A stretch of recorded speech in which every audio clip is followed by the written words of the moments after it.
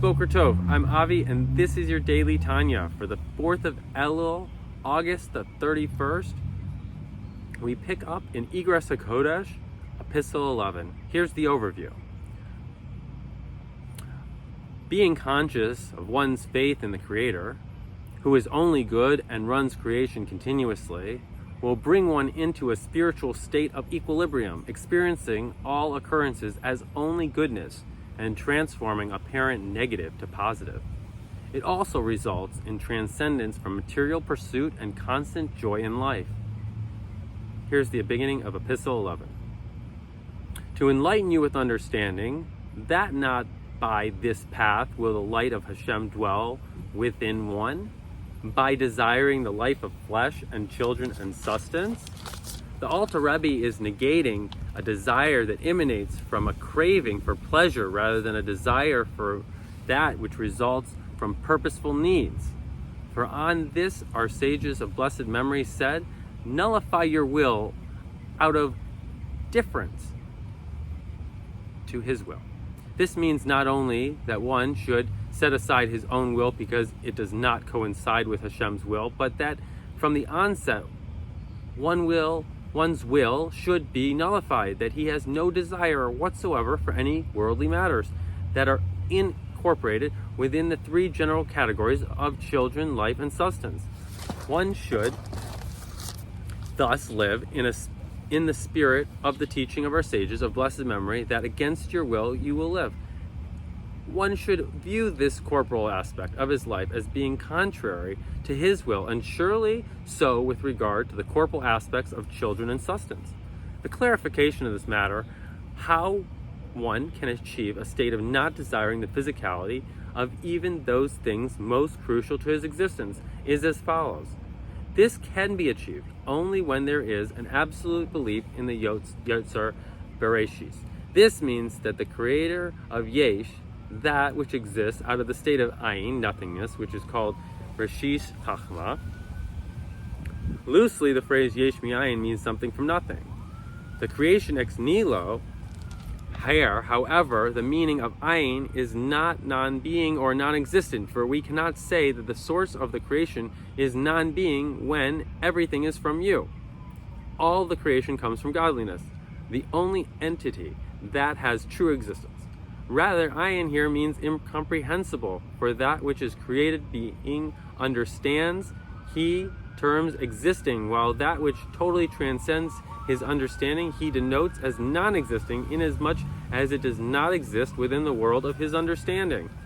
Yesh Mi'ayin thus describes the creation of something that comes into existence from ayin, of Chachma. Chachma in turn is known as Reshis, literally meaning first, as in the verse, Reshish Chachma. The level of emanation called Chachma is deemed to be first because it is the first as a Sefriot, and as such serves as a source of creation, unlike the levels of divinity preceding it, which are too high to speak, to emanate down to the level of creation. The divine Sefriot of Chachma, which is not apprehensible to any created being, and which is the level of divinity described above as Yotzer Bereshis, that referred to Hashem as the one who created everything by means of Reshis, by means of a Sefret of Chachma. This creation occurs at every time and moment at which all creative beings come into being ex nihilo, Yesh Mi'ayin, through Hashem's wisdom which animates everything.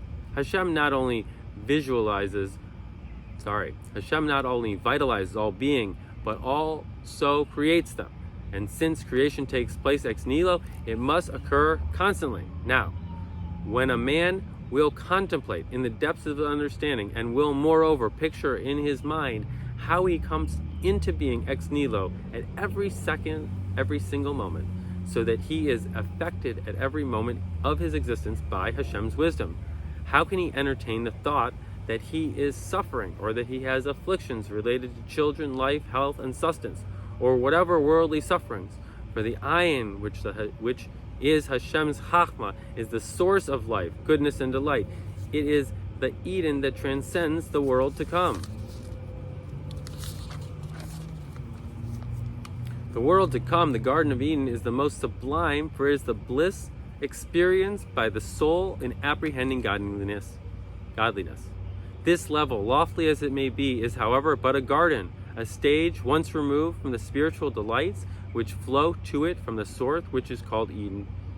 It is this level of divinity that constantly creates and vitalizes every living being, except that, because it is not apprehensible, one imagines that he is suffering or afflicted. In truth, however, no evil descends from above, and everything is good, though it is not apprehended as such because of his immersed and abundant goodness at a level which is inconceivable to man.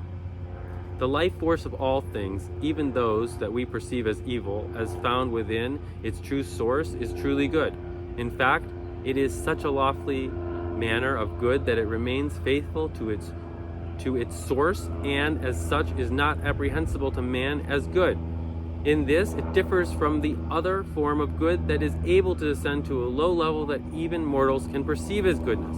This higher form of goodness, because it retains its status at the onset of its revelation, is clothed in the world of garb of pain and evil, inasmuch as its goodness had yet to be revealed to man. In this spirit, the Alter Rebbe explains the conduct of Nahum Isha Gamzu, who responded to all occurrences was remark Gamzu Latova. This Gamzu Latova. This too is for the good. This remark not only meant that an event that seemed to be evil would eventually evolve into good, but that the event itself, by virtue of its source, was good in its present form as well. Its inherent goodness would be revealed at a later date. And this is the essence of the faith of which man was created, to believe that there is no place void of him. Hashem is everywhere, and in the light of the King's continuance there is life. Accordingly, strength and gladness are in his place. And the fact that Hashem is found everywhere should encourage a man by strengthening his trust, and thereby fulfilling him with joy. For whatever predicament he finds himself in, Hashem is there too, and wherever Hashem is present, there is strength and gladness, because he is but good at all times. Therefore, first of all, man ought to be happy and joyous at every moment and hour, and truly live by his faith in Hashem, who animates him and acts kindly towards him at every moment. But he who is grieved and laments demonstrates that he is undergoing some hardship and some suffering, and lacks some goodness, and he is, heaven forfend, like a heretic who denies Hashem's omnipotence. For if he would truly believe, he would realize as above that in the light of the King's continuance there is life and strength and joy are in his place, so that he indeed lacks nothing. That is why the sages of truth, the Kabbalists, strongly reject the trait of sadness, for it contradicts a Jew's faith that there is no place devoid of him. The truly faithful, however, is not perturbed by any suffering whatsoever, and with respect to all mundane matters, yes and no are all the same to him in true equality. But he whom they are not all the same demonstrate that he is one of the Erevs Rav, who act but for themselves. He loves himself to the extent that he removes himself from under the hand of the authority of Hashem and lives in the life of the Gentiles because of his self-love. This is why he desires life of flesh and children and sustenance. Interesting.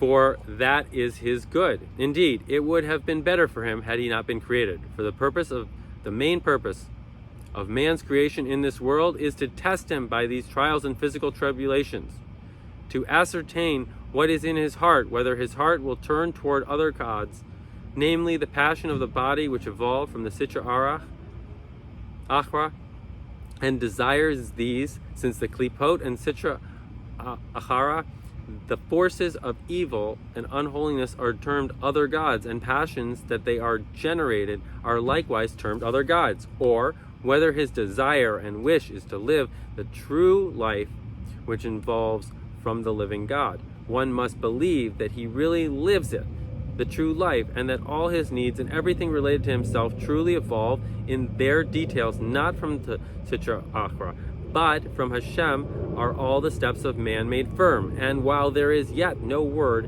in my tongue You, Hashem, know it all.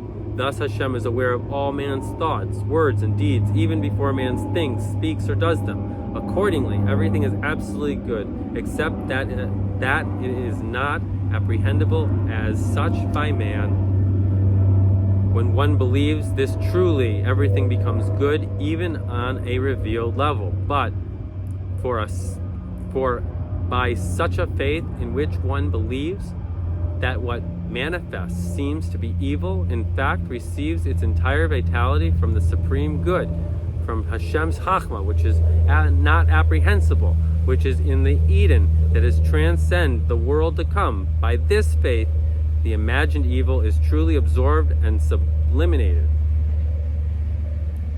in the concealed supreme good, so that the good becomes palpably revealed to the physical eye. In truth, everything emanates from Hashem is only good, but this can only be sensed only in the upper hidden worlds. Our limited revealed world contains an element of bad in it and cannot package all that is essentially good to be seen for the good it is. When you have trust that Hashem is all good, you create a compatibility between these two worlds, and the latent good becomes revealed good. Have a great day. Kol Tov. Tzlacha Rabbah.